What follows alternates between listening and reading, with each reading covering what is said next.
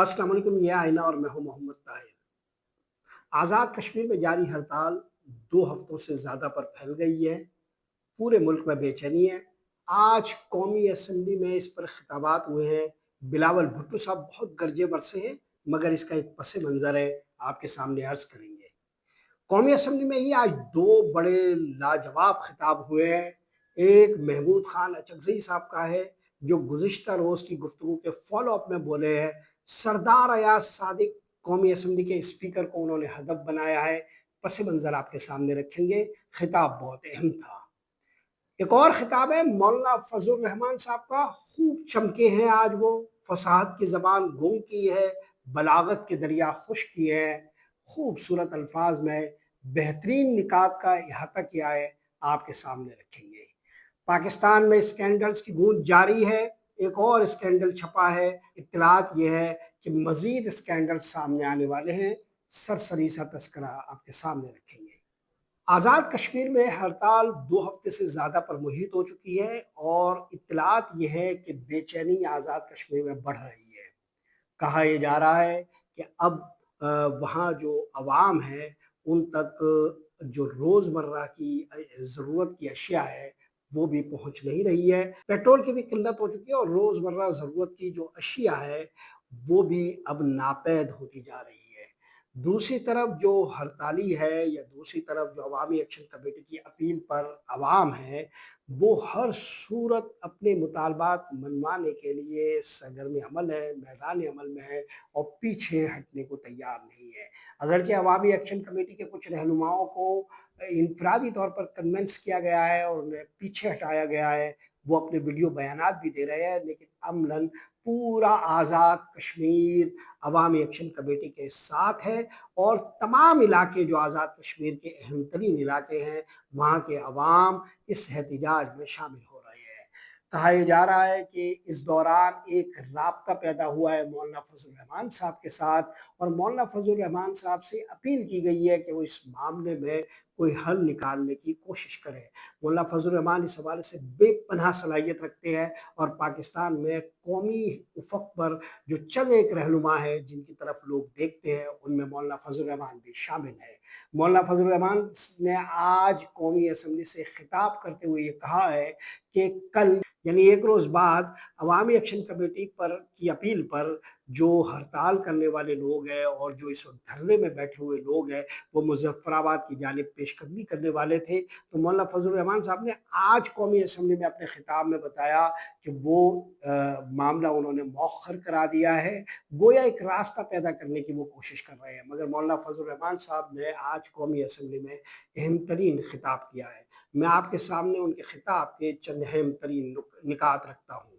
मौलाना फजल रहमान ने कहा है, बस सबसे अहम तरीन बात यह है कि उन्होंने वज़ीर दिफ़ा को आड़े हाथों लिया है और कहा है कि PMLN का एक चेहरा वज़ीर दिफ़ा का है सख्तगीर और एक चेहरा मिलनसार वाला और सुलहजू वाला और सुलह करने वाला है और वो है हिसाबदार का। तो उन्होंने कहा ये जो ख्वाजा आसिफ का चेहरा है ये नहीं चलेगा और इस चेहरे की बुनियाद पर जो बात की जाती है और मुस्लिम लीग नून जो पॉलिसी इख्तियार करती है और ख्वाजा आसिफ की आड़ में जो गुफ्तगू की जाती है, ये इंतहाई नाकाबिल कबूल है। इस तासुर को पूरी तरह मुस्तहकम कर रहे थे आज मौलाना फजल रहमान और यही बात धीमे सुरों में मगर ज़्यादा बुलंद आहंग तौर पर ख्वाजा आसिफ को आड़े हाथों बिलावल भुट्टो साहब ने लिया है। बिलावल भुट्टो साहब की गुफ्तगू भी आपके सामने रखता हूँ, लेकिन जो जो गुफ्तगू मौलाना फजल रहमान ने की है वो ये थी कि रियासत की तरफ से तकरीरों की बुनियाद पर एक्शन नहीं लेना चाहिए। आखिर तकरीरों की बुनियाद पर रियासत इस तरह एक्शन क्यों लेने लगी है? उन्होंने कहा ये कोई दुरुस्त रद्द-ए-अमल नहीं है। उन्होंने ये भी बताया कि शहबाज शरीफ बताएँ, वज़ीर आज़म शहबाज शरीफ की तरफ उन्होंने इशारा किया और कहा वो बताएँ कि जब हम अपोज़िशन में थे और कंटेनर में खड़े होते थे, तो क्या हम अपनी तकरीरों में आर्मी चीफ और फ़ौज का नाम नहीं लेते थे और क्या महकमे ज़राअत से हमारी मुराद फ़ौज न होती थी? ये बात मौलाना फजल रहमान ने आज कौमी असम्बली के फ्लोर पर कही। उन्होंने कहा कि कल तक हम मकबूजा कश्मीर में इंसानी हुकूक के हवाले से बात करते थे और आज हम आज़ाद कश्मीर में क्या कर रहे हैं?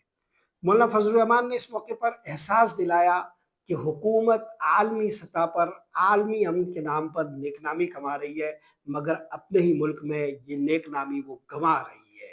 مولانا فضل الرحمان نے یہ بھی کہا کہ پاکستانی کی فوج کو سرحدوں پر ہونا چاہیے لیکن اسے ملک کے اندر استعمال کیا جا رہا ہے، یعنی وہ اشارتاً یہ کہہ رہے تھے کہ آزاد کشمیر میں فوج کا استعمال ہو رہا ہے۔ وہ یہ بھی کہہ رہے تھے کہ اسٹیبلشمنٹ انتخابات میں نتائج تبدیل کرتی ہے اور اگر ایسا ہوا تو ہم اس کا جواب دیں گے، انہیں جواب دہ بنائیں گے۔ انہوں نے یہ بھی کہا کہ ادارے ٹیکس کے پیسے لے کر، ٹیکس کے جو عوامی پیسے ہیں وہ لے کر اس کا سیاسی استعمال کریں گے تو اس ایوان میں انہیں جواب دہ ہونا پڑے گا۔ یہ مولانا فضل الرحمان کے پورے خطاب کے وہ اہم ترین نکات تھے جو آج قومی اسمبلی کے فلور پر انہوں نے کہے۔ مولانا فضل الرحمان کی یہ جو گفتگو ہے، اس طرح کی اور اس نوعیت کی گفتگو اب زیادہ ہونے لگی ہے۔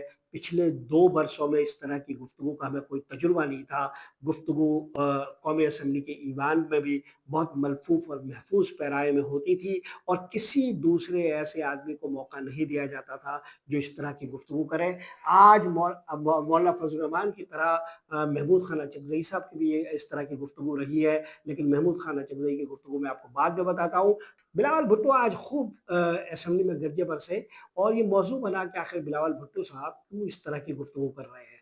پہلے تو یہ دیکھیں کہ انہوں نے خواجہ آصف کو آڑے ہاتھوں لیا، وزیر اعظم کو مخاطب کرتے ہوئے کہا کہ کشمیر میں حالات بہت بگڑ چکے ہیں اور چند وزراء ہیں جو مشکلات پیدا کر رہے ہیں۔ جب وہ یہ کہہ رہے تھے تو ان کا اشارہ خواجہ آصف کی طرف تھا۔ پھر انہوں نے کہا کہ وزیر اعظم اپنی ٹیم کو کنٹرول کرے۔ بلاول بھٹو صاحب کی گفتگو بہت زیادہ تلخ پیرائے میں تھی اور اسلام آباد میں یہ سوال گردش کرتا رہا کہ آخر بلاول بھٹو اچانک سخت کیوں ہو رہے ہیں۔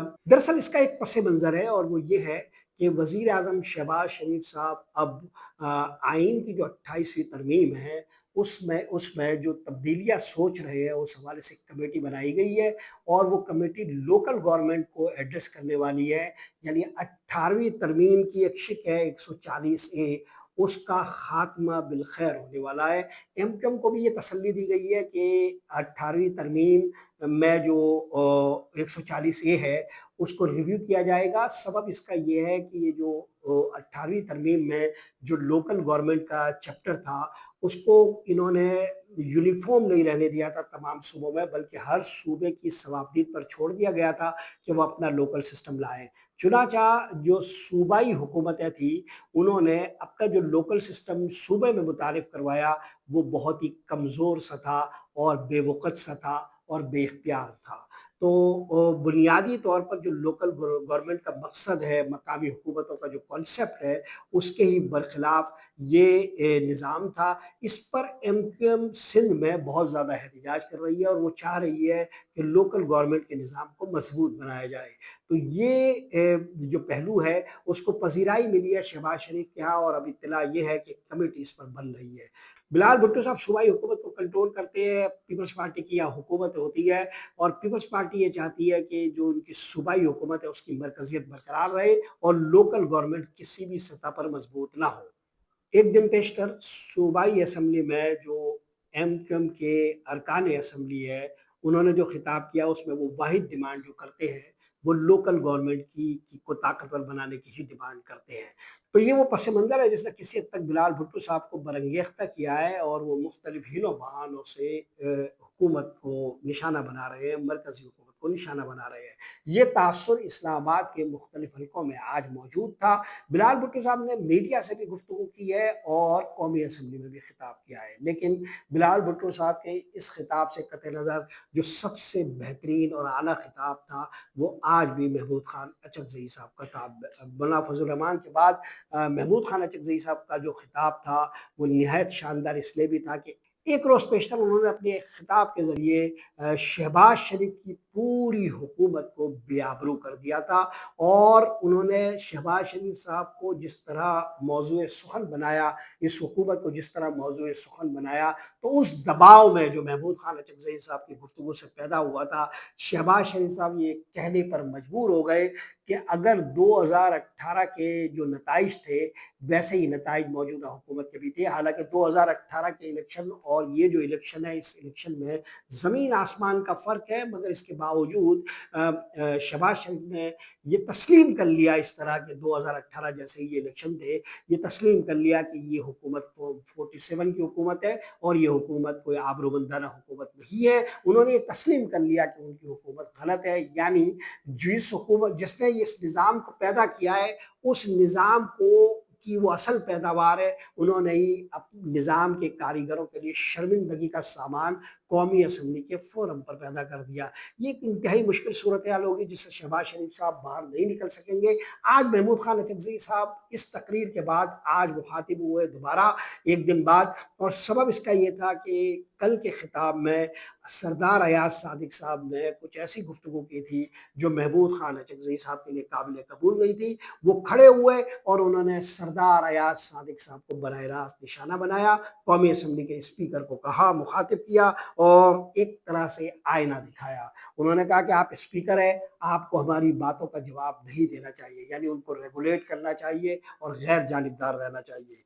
महमूद अचकज़ई ने कहा कि मैंने चमन में जो तकरीर की थी, इस तकरीर को जो पश्तो में तकरीर थी और इस पर एक FIR भी गालिबन हुई है महमूद खान अचकज़ई पर, तो उन्होंने जो तकरीर की थी उस तकरीर को ये बहाने ही सरदार अयाज सादिक साहब ने महमूद अचकज़ई साहब को निशाना बनाया था। तो यहाँ उन्होंने अपनी जवाबी वजाहत में इस तकरीर का जिक्र करते हुए कहा कि मैंने तकरीर पश्तो में की थी, यानी वो कहना ही चाह रहे थे कि आपको तो पश्तो आती ही नहीं है। चुनांचे उन्होंने कहा कि मेरी तकरीर पश्तो में थी, आपको ज़्यादा बेहतर तर्जुमा करवाना चाहिए था, और मेजर आमिर साहब का उन्होंने नाम लिया कि आप उनसे तर्जुमा करवा लें।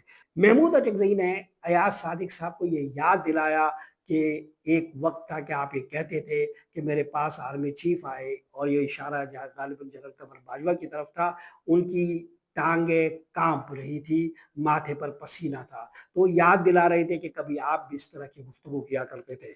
उन्होंने ये भी कहा कि आप आइन और जमहूरियत की बात करते हैं तो आएँ फिर आमरीत के खिलाफ इस्तीफ़ा देने वाले जजों को हम कौमी हीरोज़ डिक्लेयर करें, और जिन लोगों ने PCO के तहत हल्फ उठाया है उनको हम आइन शिकन करार दें।